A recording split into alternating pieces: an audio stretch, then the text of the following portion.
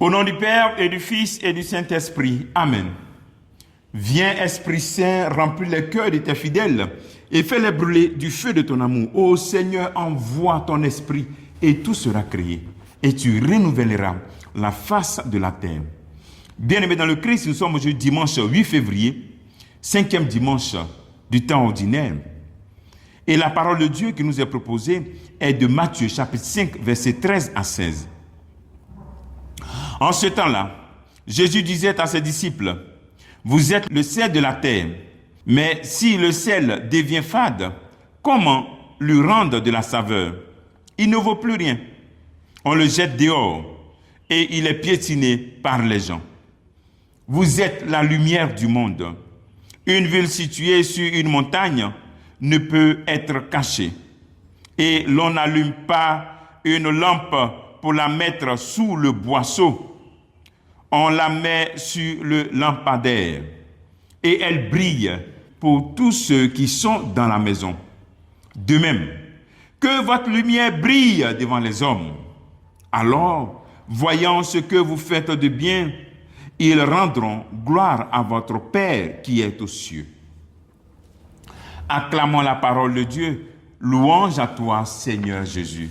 Nous connaissons très bien cet évangile et en tant qu'un ancien G6, on se rappelle, vous êtes le sel de la terre, la lumière du monde. Jacques lumière, Jacques action. Alors voici que le Christ parle ici aux disciples. Les disciples, c'est-à-dire ceux qui veulent suivre le Christ, il nous parle à nous aussi. Que nous sommes le sel de la terre et que nous sommes la lumière du monde. Tu es le sel de la terre. Et nous savons tous que le sel donne goût. Est-ce que ta vie donne goût? Est-ce que tu donnes aux gens l'envie de vivre aux gens? L'envie de suivre Jésus-Christ aux gens? Dans ton quartier, dans ton travail, est-ce que ta manière de faire attire les gens à dire, oh mais ça, c'est doux ça, cette vie? Ou bien tu décourages les gens? Donc le sel donne goût à la nourriture, comme toi aussi tu dois donner goût. Le sel aussi, on l'utilise aussi pour la terre, pour rendre la terre féconde. Est-ce que, quand tu rencontres les gens, tu crées une fécondité? Tu permets à la terre des autres d'être féconde, c'est-à-dire d'accueillir Jésus-Christ et de voir Jésus-Christ. La terre, tu es le sel de la terre. Ensuite, le Christ nous rappelle que nous sommes la lumière du monde. Il n'a pas dit que tu es la lumière pour ton ami, la lumière pour ta maison, la lumière du monde. Oui, tu as reçu le jour de ton baptême une lumière. Mais ce n'était pas une lumière extérieure, mais tu es devenu lumière parce que tu t'es connecté au Christ lumière, le Christ ressuscité. À ta première communion, tu reçois encore Jésus-Christ. La lumière grandit à ta confirmation. Il y a une confirmation de l'Esprit Saint reçu. La lumière devient maintenant du feu. Où tu en es avec cette lumière? Qu'est-ce que tu fais de cette lumière? Est-ce que tu peux dire qu'aujourd'hui, oui, je suis la lumière du monde? Qu'est-ce que les gens font quand ils te voient? Est-ce que tu brilles? Est-ce que c'est toi qui guides les gens ou bien c'est toi qui suis les gens? Souvent, il dit aux jeunes, si toi tu es un jeune chrétien dans ton groupe, c'est un païen qui est le chef du groupe, qui guide le groupe, mais il y a un problème. Si toi, tu as Jésus-Christ dans ta vie, c'est toi qui es le leader du groupe. Mais souvent, dans nos groupes d'amis, ce sont même des personnes qui ne connaissent pas Jésus-Christ qui guident nos pas, qui prennent les décisions.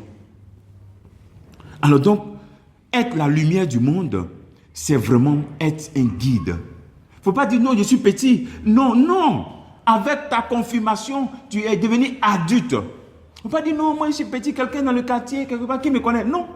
Quand on a Jésus-Christ, tout le monde doit te connaître. Partout où tu passes, on sent qu'il y a une lumière qui passe. Et donc, les activités des ténèbres ne doivent pas te faire peur. Toi, tu es lumière. Mais souvent, on a plus peur des activités des ténèbres. Pendant qu'on est lumière, la lumière est claire.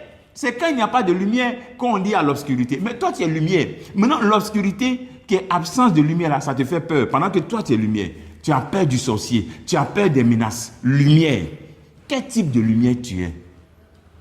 Donc, ne négligeons pas qui nous sommes. Nous avons une force en nous.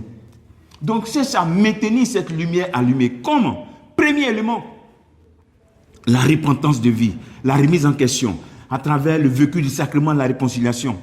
Comment? Deuxième élément, ça va te dire que Jésus-Christ, là, il faut qu'il remplisse sa vie. Accepter vraiment que Jésus remplisse ta vie. Ça va? Et troisième élément, Ne pas lâcher ta connexion avec le Christ dans l'Eucharistie, dans la prière, dans la lecture de la parole de Dieu, prier, la parole de Dieu, méditer. Et enfin, quatrième élément, en servant Jésus-Christ, dans l'humilité. Dans l'humilité. Voici des éléments qui peuvent t'aider à maintenir ta lumière et ta lumière brille.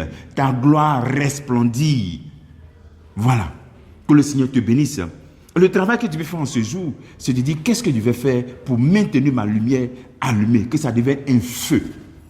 Que Dieu te bénisse au nom du Père et du Fils et du Saint-Esprit. Amen.